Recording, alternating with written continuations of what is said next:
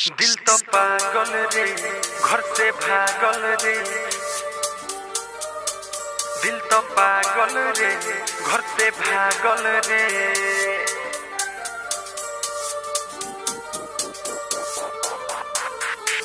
दिल तो पागल रे, घर से भागल रे।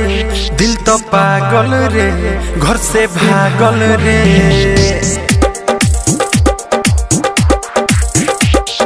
ससुरा के पता तोरा खोजतावे रे, खोली नेट में पावा पर देखता। मिले खातिर तोरा से बेचैन बावे रे, ले के फोटो सुन तोर निरेखता। दिल तो पागल रे, घर से भागल रे। दिल तो पागल रे, घर से भागल रे।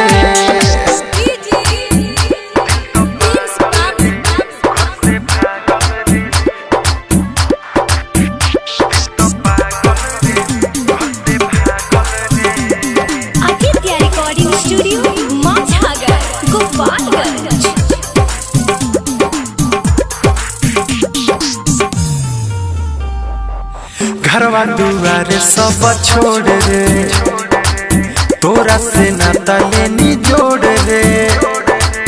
हम तो वादा निभाइने, ते तली हलुस मुँह मोड़ रे। घरवा दुआरे सब छोड़ रे, तोरा से नाता लेनी जोड़ रे। हम तो वादा निभाइने, ते तली हलुस मुँह मोड़ रे। दोसरा से सुनते शादी कइलुस, कही के मोर बर्बादी। ओही दिन से कुछ न सोहात बाटे रे, मन करे खुद के जरा दे। दिल तो पागल रे, घर से भागल रे। दिल तो पागल रे, घर से भागल रे।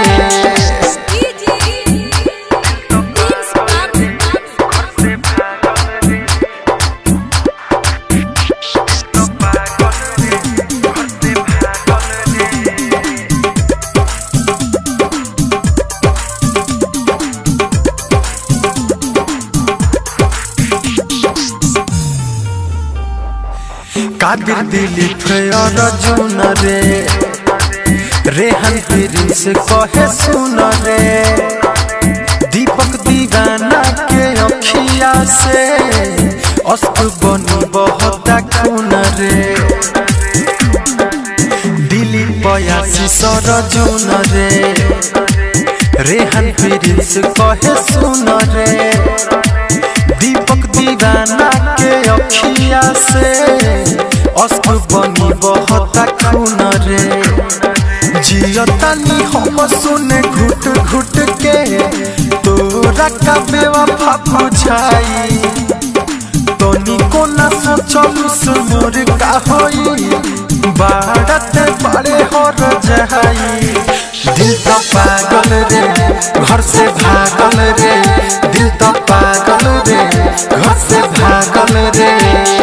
ससुरा के पता तोरा खोजतावे रे, खोली नेट में पावा पर देखता। मिले खातिर तोरा से बेचैन बावे रे, ले के फोटो सुन तोर निरेखता। दिल तो पागल रे,